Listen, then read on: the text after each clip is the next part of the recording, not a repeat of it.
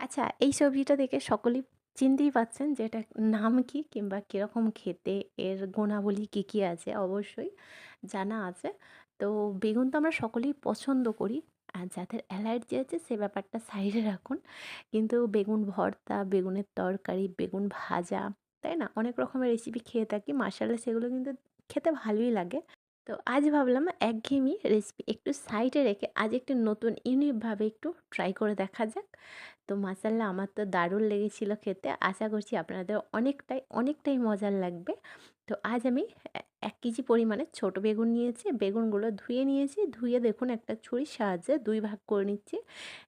২ ভাগ বলতে 1/2 এমনভাবে করতে হবে যেন একে অপরের সঙ্গে মানে আলাদা না হয়ে যায়। বুঝতেই পারছেন, জাস্ট চেরা লাগিয়ে নিচ্ছি আর বেগুনটা কিন্তু বোটার সাথেই আছে। তো এইভাবে কিন্তু আমি সমস্ত বেগুনগুলো আলাদা মানে এইভাবে কাটিং করে নেব। আর এই রেসিপিটার নাম হচ্ছে হায়দ্রাবাদি স্টাইলে দম বেগুন।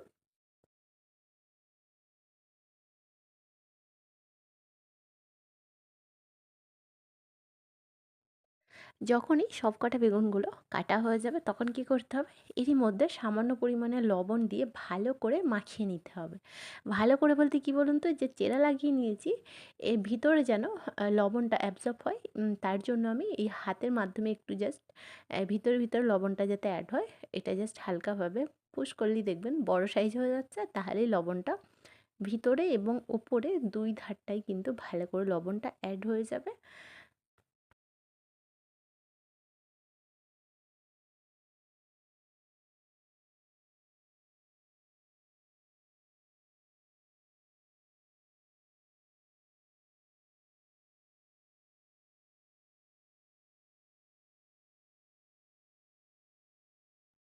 বেগুনগুলো তো লবণ মাখিয়ে সাইডে রেখে দিয়েছি 10 মিনিটের জন্য। তার আগে আমাদের পেঁয়াজ দরকার। তো এখানে আমি পেঁয়াজ ৩টা নিয়েছি। ৩টার পরিমাণটা হচ্ছে ২০০ গ্রামের পরিমাণে। তো আমি ভালো করে কেটে খোসা রিমুভ করে দিয়ে এখানে 1/2 করেছি। আর পেঁয়াজটা কীভাবে কাটিং করছি সেটা একটু লক্ষ্য রাখবেন। ফার্স্ট আমি স্লাইসভাবেই কাটলাম। কাটার পরে কুচো করে এইভাবেই কাটিংটা করতে হবে। ঠিক আছে?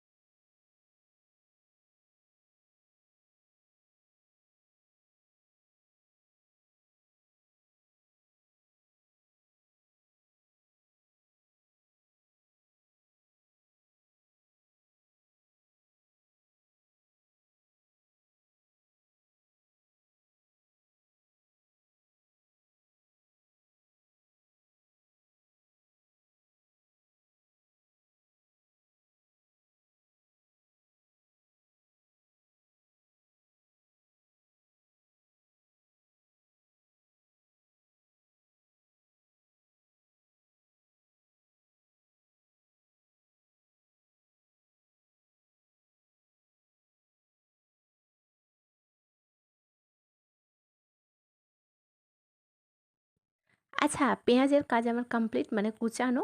তো আগে থেকেই আমি গ্যাসের মধ্যে কড়াইতে তেল গরম করতে দিয়েছিলাম আর তেলটা বেশ ভালোভাবে গরম হয়ে গেছে। আর সাইডে রাখা বেগুন যা ম্যারিনেট করে রেখেছিলাম সেগুলো এর মধ্যে ভেজে নিতে হবে।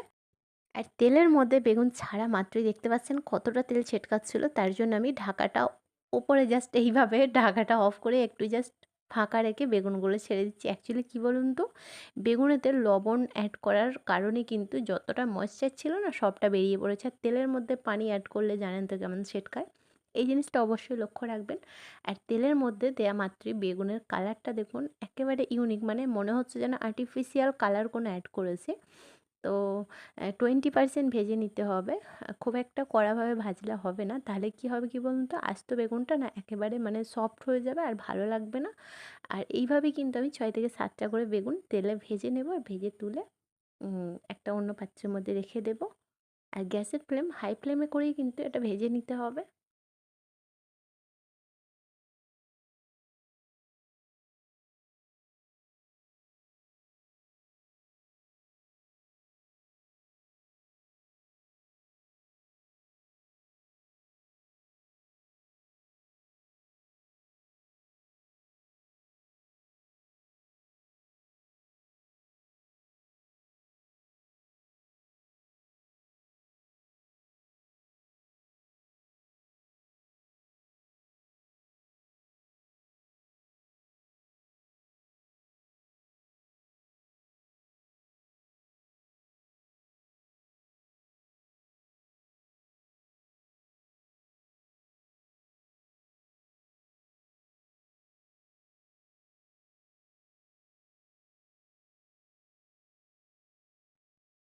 যেহেতু ১ কিলো পরিমাণে বেগুন নিয়েছি আর ভাজার তো একটা সময়ের উপর ডিপেন্ড করছে না? সময় তো লাগবেই। তো আমি একেবারে বেগুনগুলো ভেজে নিচ্ছি না।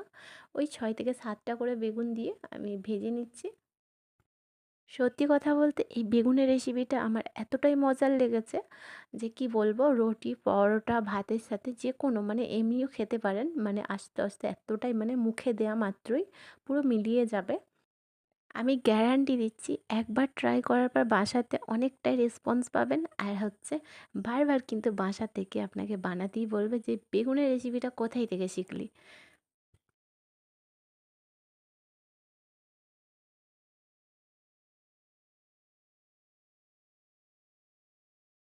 আমি তো আপনাদের সাজেস্ট করব, বেগুন ভাজা তো ধরুন সব বাড়িতেই হয় এভরিডে, সকালে দুপুরে লাঞ্চেও থাকে, রাত্রিরেও হয়তো কোনো ঝামেলা ছাড়াই বেগুন ভাজা খেতে চাইলো বাচ্চারা কিংবা বড়রা বেগুন ভাজা খাওয়া হয়। তো এই রেসিপিটা একবার ট্রাই করে দেখুন, সত্যি কথা বলতে আঙুল চাটতেই থাকবে।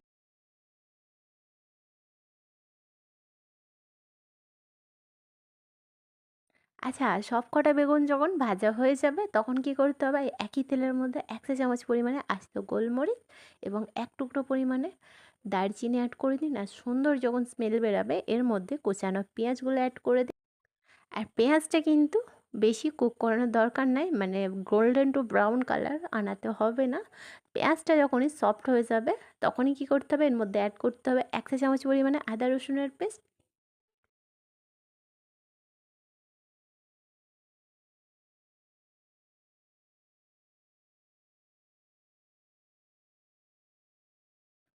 আর ঠিক যখন এই পেঁয়াজটা সফট হয়ে যাবে তখন এর মধ্যে ৩ থেকে ৪ টা আস্ত মরিচ এবং টমেটো কুচি অ্যাড করে দিন। আমি এখানে ২ টা মাঝারি সাইজের টমেটো অ্যাড করলাম। আর ঝালের পরিমাণটা আপনারা কমিয়ে বাড়িয়ে দিতে পারেন। আমি এখানে ৩ টা কাঁচা মরিচ অ্যাড করে, আর প্রত্যেকবারের মতো টমেটো অ্যাড করার পর লবণটা কিন্তু ভুললে হবে না। আমি তো ভুলি না। আপনারা ভোলেন কি? কমেন্ট বক্সে জানাবেন। লবণটা অ্যাড করার মানে হচ্ছে টমেটো খুব তাড়াতাড়ি সফট হয়ে যায় এবং কুক হয়ে যায়। তার জন্য লবণটাও আমি স্বাদ মতো অ্যাড করে দিলাম এবং সমস্তটাকে একবার ভালো করে মিশিয়ে নিয়ে ঢাকাটা অফ করে ৩ থেকে ৪ মিনিট মতো কুক করাতে হবে, যাতে টমেটো এবং পেঁয়াজটা সফট হয়ে যায় খুব তাড়াতাড়ি।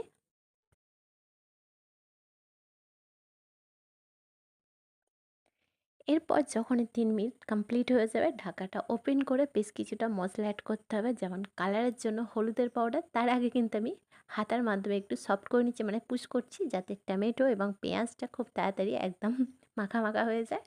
আচ্ছা, এই স্টেজে কয়েকটা মশলা অ্যাড করতে হবে, যেমন কালারের জন্য 1 টিস্পুন অফ হলুদের পাউডার, 1 টিস্পুন অফ লাল মরিচের পাউডার মানে ঝালের জন্য, 1 টিস্পুন অফ ধনিয়া পাউডার। একটু ভালো করে মিশিয়ে নিয়ে লাস্ট অ্যান্ড ফাইনাল ইনগ্রিডিয়েন্টস হচ্ছে 1 টিস্পুন অফ জিরার পাউডার। এই সমস্তটাকে মশলা দিয়ে ভালো করে বেশ কিছুক্ষণ কষাতে হবে, যাতে মশলার কাঁচা গন্ধটা একেবারে শেষ হয়ে যায়। আর গ্যাসের ফ্লেম অবশ্যই মিডিয়াম টু স্লো ফ্লেমে রাখবেন।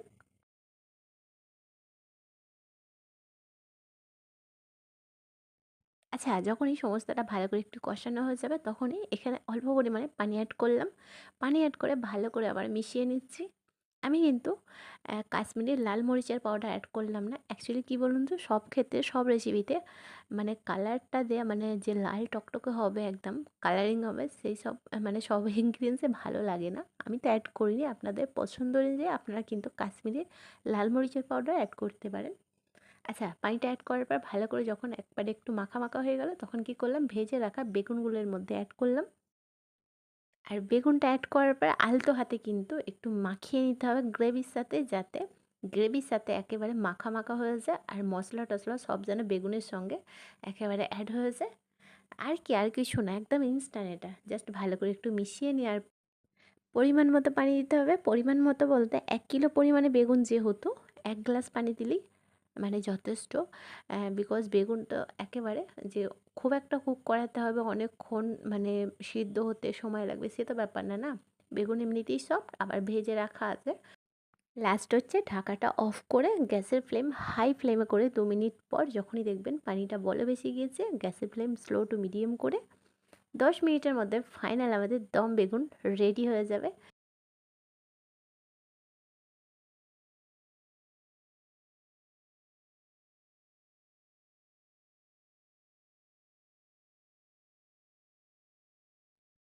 10 মিনিট কমপ্লিট হয়ে গিয়েছে। তো চলুন ঢাকাটা ওপেন করা যাক। আর আপনারা জাস্ট লুকটা দেখবেন, মাশাআল্লাহ! Just wow! কথায় কি আছে বলুন তো? সংসার সুখের হয় রমণীর গুণে। সিরিয়াসলি বলছি, আমরা যদি শ্রদ্ধার সাথে ভালোবেসে যদি প্রত্যেকটা জিনিস কিন্তু করি, কিন্তু সবটাই কিন্তু পারফেক্ট হয়। তো আপনারা একবার ট্রাই করে দেখুন, মাশাআল্লাহ অনেকটাই, অনেকটাই রেসপন্স পাবেন। বাই দ্য ওয়ে, আপনারা দেখছিলেন ইউনিক কিচেন রেসিপি চ্যানেল। আজকের রেসিপি ছিল দম বেগুন। আবার দেখা হবে নেক্সট রেসিপিতে।